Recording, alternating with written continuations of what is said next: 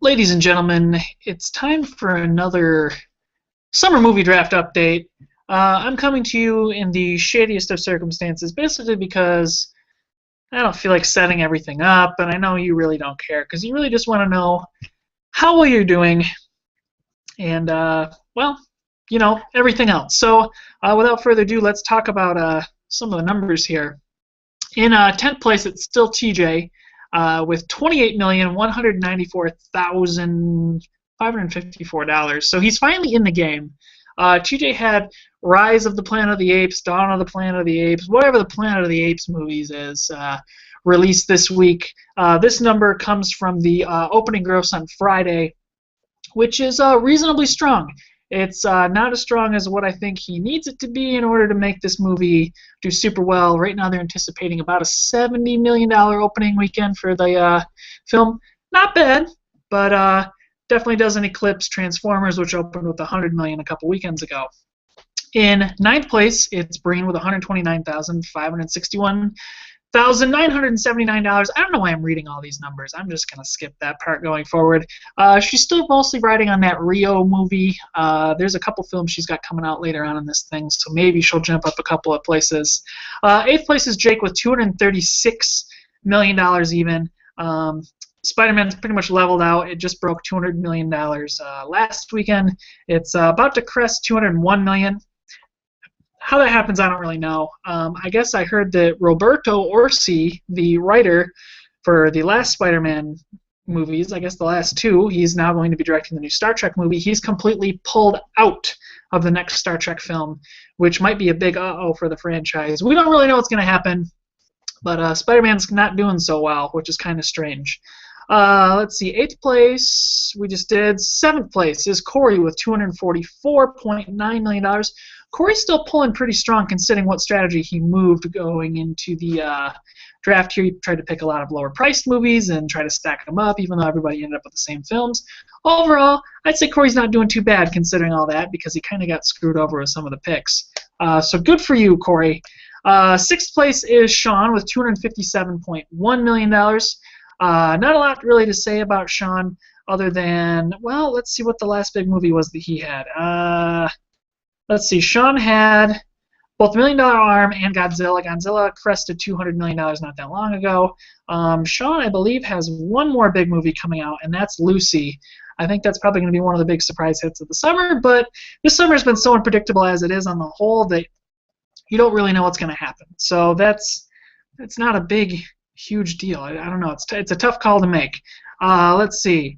The next place is 5th. That's Ben with $270.5 million. I know Ben was pretty worried about his performance in this movie draft. He's had a bit of help thanks to Earth to Echo. I guess this movie's resonating with kids somehow, but I've also heard it's one of the worst movies ever made, so who knows? Go figure. Let's see. 4th place is Brittany. She's fallen down quite a bit from her early and commanding lead. Brittany's got $287.6 million. Obviously, still riding on the $258 million that Captain America made. Brittany's got a couple more films coming out. She did have The Signal, which I still think is one of the most interesting movies of the summer movie draft.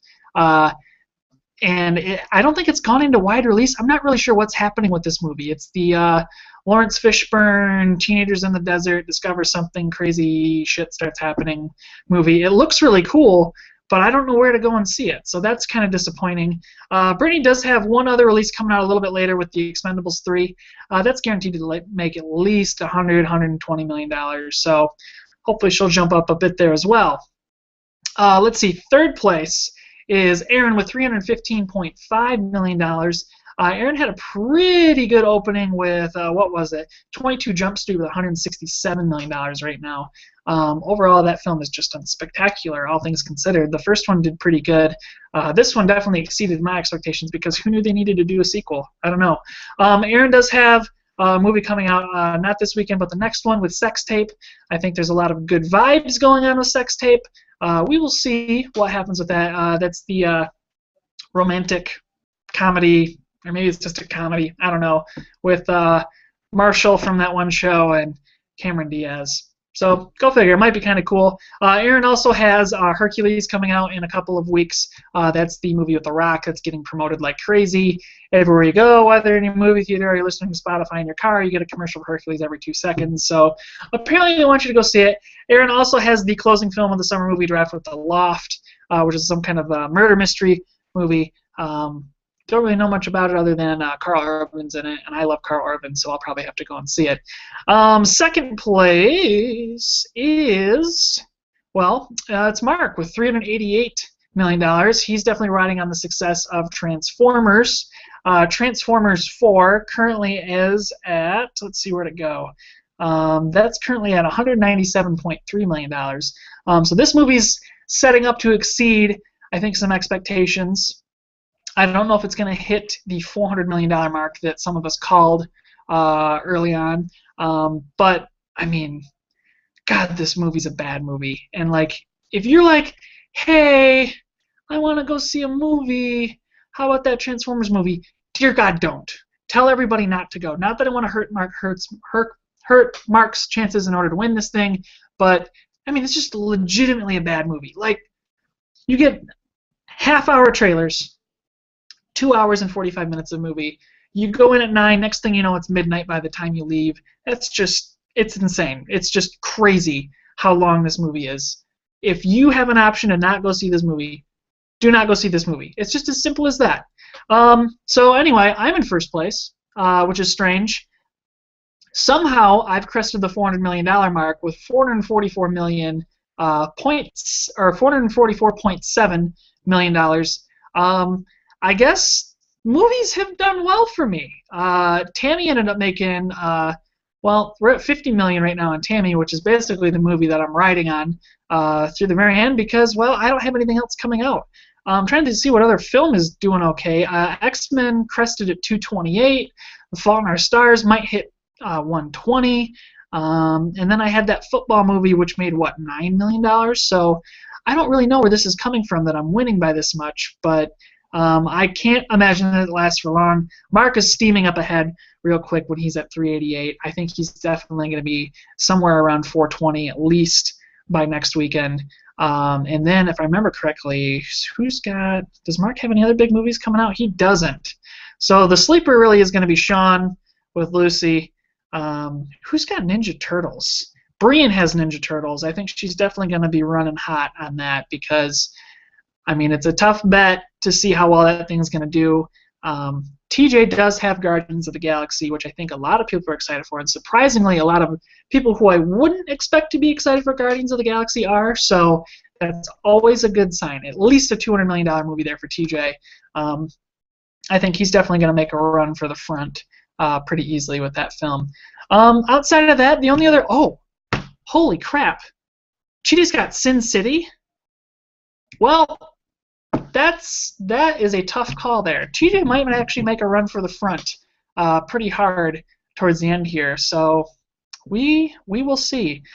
Pretty much if you're not in the top 5 right now, I would say your chances of winning are getting narrower by the weekends. We've only got a couple of weekends left. The last film comes out, let's see, the last week of August, 8/29, so the game will wrap up on the last day of September. That weekend, we will be making picks for the winter movie draft. Let's see, what weekend is that? That's going to be, let's see, we're going to have to go probably, if not, well, probably August 31st, I think, is going to have to be the day that we do the draft for the winter movie draft. If you haven't heard, we are going to be doing 2-man teams. We will have to discuss who wants to be on whose 2-man teams. Right now, I kind of have them set up staggered. I understand that certain people do want to stack up differently, so we'll have to address those issues. In terms of some of the movies that we have picked so far for the winter movie draft, we've got The Gone Girl, Alexander and the No Good, Terrible, Horrible, No Good, Bad Day. I don't know what that is, but it's a Disney movie, and Disney movies make money. We have The Interview, the Seth Rogen stoner comedy where they kill Kim Jong-un. Dracula Untold, I don't know, Halloween movie for Halloween. Birdman, which I'm very excited for with Michael Keaton. Paranormal Activity 5, which got delayed. Interstellar, the new movie from, what's his name, the Batman director and everybody else. you know the guy. Big Hero 6, the Pixar animated Marvel movie. Fury, the new tank movie with Brad Pitt and Shia LaBeouf and everybody else. It should be pretty good. Dumb and Dumber 2, Hunger Games Mockingjay, where I think once again we will be able to test the single movie theory, which Aaron attempted last year and did pretty okay. We have the Imitation Game, which is the Benedict Cumberbatch movie about Alan Turing, the guy who cracked the Enigma code and helped us win World War II. Horrible Bosses 2, The Penguins of Madagascar, Inherent Vice, which is a book that I've been very interested in reading for a long time. They finally made a movie out of it. We'll see if it's good. Exodus, Gods and Kings, obviously the story of Exodus. It's got, what's his name? Batman's in it, so that'll be interesting. The Hobbit 3, it's a movie franchise. Annie, the new modern Annie, as well as Night at the Museum 4. We're going to add a lot more movies to that list. I figure we're going to have somewhere around 20, 25 movies. We could cross over to 30. I don't know if we're going to do that many, but yeah, we're going for it. So some of those movies might end up getting dropped off in favor of other stuff that's coming out. They're still announcing lineups for the fall. We're still pretty far away from all that, so I'll let you guys know with a lot of that kind of stuff. And then some final thoughts, I guess, on the summer movie draft right now. You know, again, apologies for messing up the numbers on a lot of things. I know that it made some things difficult, but I think still it's a little bit closer than what I anticipated, and I think it's definitely going to get more exciting to the end. This has really been a really disappointing summer when it comes to, one, I think quality of movies, even though some people would greatly disagree with me on that. And I would say, two, for the grosses of movies that should have done well, it's just been absolutely terrible. And then three, I really feel like the spacing between movies this summer has just not been good at all. So for every major film like Captain America that released early and did well, you've got movies like Edge of Tomorrow, which came out a couple weeks back, just bad marketing, stuck in between a bunch of movies that it probably shouldn't have been stuck in between, and consequently it's hurt itself a lot. The good news is that with Transformers getting such bad reviews and with so many reviewers recommending going to see Edge of Tomorrow, it's had a little bit of a resurgence there towards the end, but it crossing $100 million seems kind of narrow at best right now. Any other major thoughts? Dawn of the Planet of the Apes, a lot of great reviews. I think it's going to do fairly well. I don't think it's going to do as well as what it deserves. Granted, I haven't seen the first one. I do want to see the second one, so maybe I'll end up doing that. It's a tough call.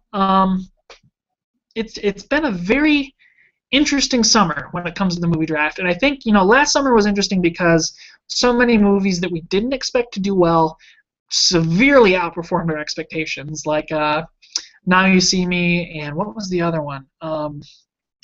There was another one. I don't remember what movie it was, but Corey ended up just knocking it out of the park with those movies that just nobody had any expectation for. And I think this one, a lot of the movies that we expected to do well did reasonably well, but none of them have really exceeded expectations. I think maybe the only movie so far that has exceeded my expectations is Captain America. I didn't expect it to make $250 million, and it did. Deservedly, of course, because it is arguably the best of the Marvel movies. X-Men met expectations. Godzilla met expectations. I guess Maleficent, exceeded my expectations. It made $219 million. I only expected it to maybe 160 at best. 22 Jump Street, I guess, is one of the surprises. It definitely overperformed a little bit. What else? Transformers I don't think is going to make its mark. I don't think Dawn of the Planet of the Apes is going to make its mark. I think one of the surprises it will be Planes, Fire, and Rescue. I know the last one didn't do great, but it was the main reason why Ben was able to catch up to Corey at the very end of the summer movie draft. I know a lot of people aren't expecting it to make more than $100 million, but man, if you've seen the trailers, they are really targeting middle American kids who loved the movie Planes and loved the movie Cars. And if they're going for this whole real American hero, gonna play my guitar, celebrate the working man type thing, I don't know. I don't think $120 million is out of the question. The merchandising is crazy for Planes and Cars. Kids just love that shit. They eat it up. I think it's going to be a surprise hit. Like I said, Lucy, I think, is going to be a surprise hit. Another question mark, I think, goes by The Purge Anarchy, which I was talking to my coworker today about the Purge movies.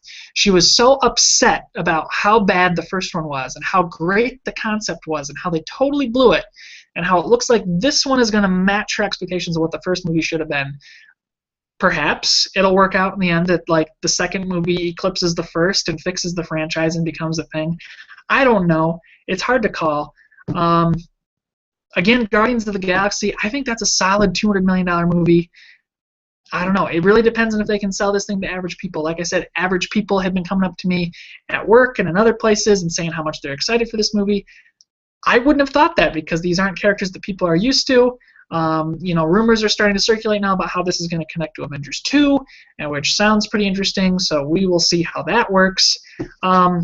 Teenage Mutant Ninja Turtles, like I said, big question mark there too. The Nickelodeon hype machine, I guess, is going to be going full force at Comic-Con. Let's see, I guess it's next week almost for the Comic-Con adventures. We'll see what that ends up being for that movie. I'm not super excited for it based on how bad Transformers was, but I'm probably going to go see it, so I know that they're counting on that kind of stuff. Expendables 3 is Expendables 3. Yeah, I don't know. I mean, come on. It's Expendables 3. Jesus. The Giver, I think, is going to be interesting, too, because I know a lot of 20-somethings grew up reading that book. It was basically shoved down their throats in elementary school. Thankfully, I escaped this. So I really don't have any interest in this book / movie / whatever. So I don't really know what to expect with this thing. But it sounds like they're really marketing this thing pretty heavily. Jake could make a pretty good killing off of it. But that's a tough call to do. Sin City, I think it's going to test the waters for what's the expiration date for a sequel? I don't know. I mean, how long ago was it that the last one came out? Almost 10 years ago. That's crazy to think that they're going to release a big budget sequel a decade after the first one when nobody really knows that this thing's going to be relevant anymore. But, I mean, I'm going to go see it, so maybe you will too. In other news, you can always follow this document at bit.ly/WMSMD14. I had rehooked up the Iceman.com thing to Tumblr, but it's not working anymore, but it's still iceman.tumblr.com and twitter.com/Iceman if you want to follow me and all my antics when I yell at people on the internet. I really like doing these videos. I like chatting with you guys. I like talking about where things are at. Sometimes my schedule gets a little messed up with some family issues, some wedding issues, general summer issues. So I apologize with the infrequency of these videos, but I hope you do enjoy them and get some information out of these and listen to me rant about stupid shit. Also, Corey and I are working on something interesting. I'm hoping to talk to him and get this stuff finally figured out so we can maybe do something with you guys here sooner than later, because that would be super cool. So guys, stay classy. Enjoy the last day of the weekend. I will hopefully see you later next week with an actual update for the next week, I guess. And until then, guys, I will see you then.